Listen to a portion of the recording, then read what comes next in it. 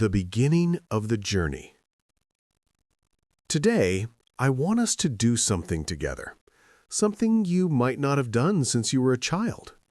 I want you to sit comfortably, take a deep breath, and give yourself permission to be here, just with yourself. No rush, no phones, no outside noise. Welcome to your space, your haven. We live in a world that constantly shouts at us about who we should be. We should be more successful, thinner, stronger, happier, more perfect. Social media, advertising, and sometimes even our own family hold up a distorted mirror where who we are never seems to be enough.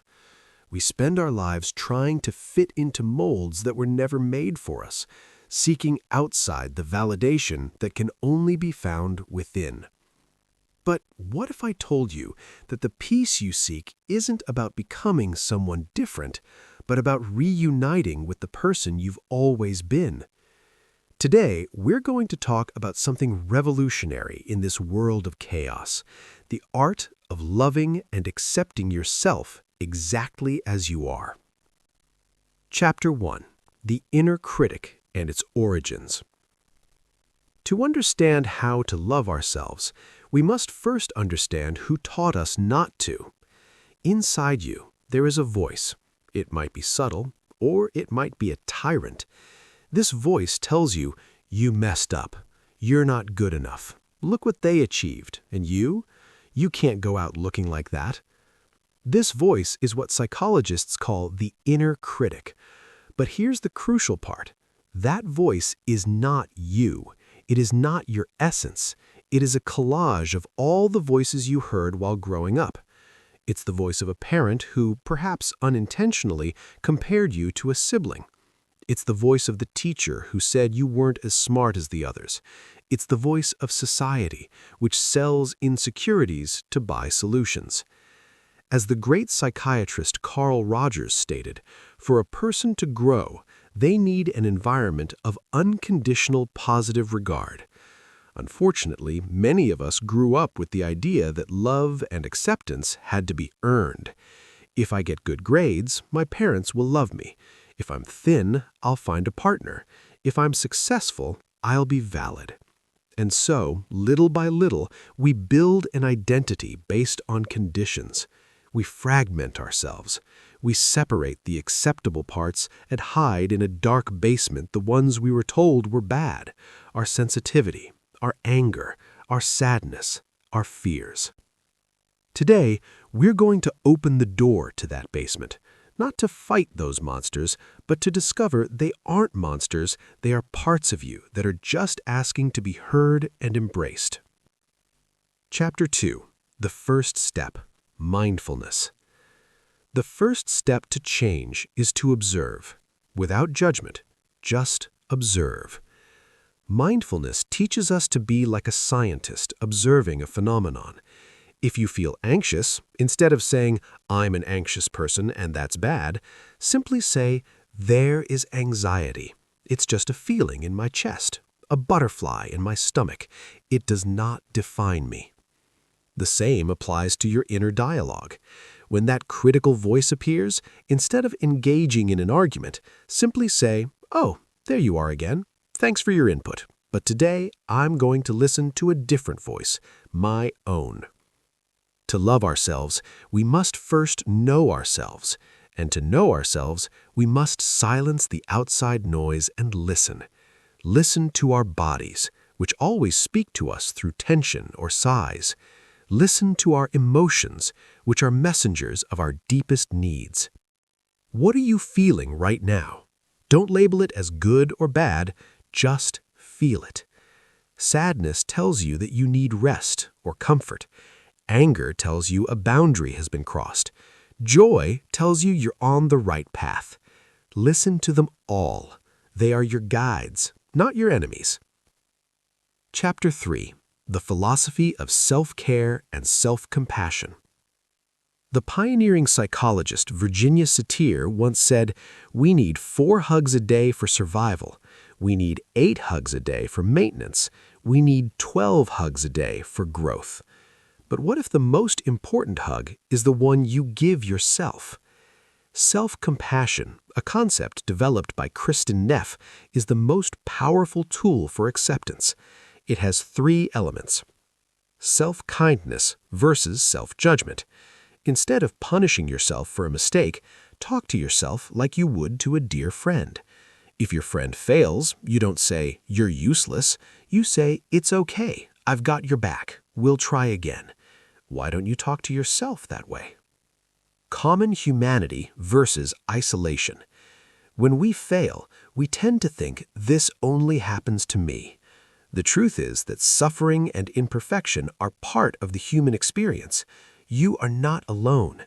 Everyone, absolutely everyone, has fears and insecurities. Mindfulness versus over-identification.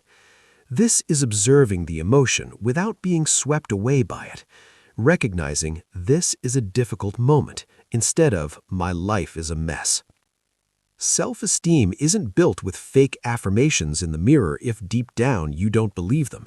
Self-esteem is built in the trenches of difficult days. It's built when you fall, and instead of kicking yourself, you reach out a hand to help yourself up. Chapter 4. The Mirror and the Social Gaze. One of the most beautiful campaigns on self-esteem was called Dove Real Beauty Sketches. In it, a woman described herself to a forensic sketch artist. Then, a stranger described the same woman. The result was always the same. The sketch based on the self-description was less accurate and less beautiful than the one based on the stranger's view. We see ourselves with a harshness that others do not see. Why do we delegate our worth to a mirror that only reflects the surface? Society will tell you your value is in your productivity, your youth, or your image. But Stoic philosophy, with sages like Epictetus, reminds us it's not what happens to you, but how you react to it that matters. If your opinion of yourself depends on the opinion of others, you will always be a slave of their approval. True freedom is looking in the mirror at the end of the day with all your imperfections, your wrinkles, your scars, which are proof that you have survived, and saying, "You are enough. You are worthy of love simply because you exist." Loving yourself isn't narcissism. It isn't believing you're better than anyone else. Loving yourself is simply making peace with who you are. It's stopping the war with your history. It's looking at your inner child and saying, "I will never abandon you again. I will take care of you." Chapter 5. Inhabiting the Body and the Present Moment. Your body is the vehicle of your soul. It is your home. And for years, you may have mistreated it with criticism, extreme diets, or simply by ignoring it. Acceptance also means inhabiting the body, feeling your feet on the ground, feeling the air coming in and out, thanking your legs for carrying you where you want to go, your eyes for letting you see the sunset, and your hands for caressing. When you live in the past, depression creeps in. When you live in the future, anxiety takes over. But when you live in the present, in this very instant, you find peace. And in that present, you are perfect as you are, because the present moment asks nothing of you but your presence. Conclusion: the commitment. My friend, today I want you to take away a commitment. Not a New Year's resolution that's forgotten by February. A gentle yet firm commitment to yourself. Promise yourself to be your own safe place, the place you can always return to when the world hurts. Promise to speak to yourself with the same kindness you'd speak to a baby. Promise that when life sweeps you away, you will return to this oasis, to this moment. Always remember, the longest relationship of your life is the one you have with yourself. If that relationship isn't based on love and acceptance, no other relationship can fill that void. You are not a problem to be solved. You are a human being to be known and loved. Thank you for being here at Mindful Haven. If this video resonated with you, please share it with someone who needs this hug. Take care of yourself, love yourself, and above all, accept yourself. You are a work of art in progress, and the process is the most beautiful part. See you soon. Peace.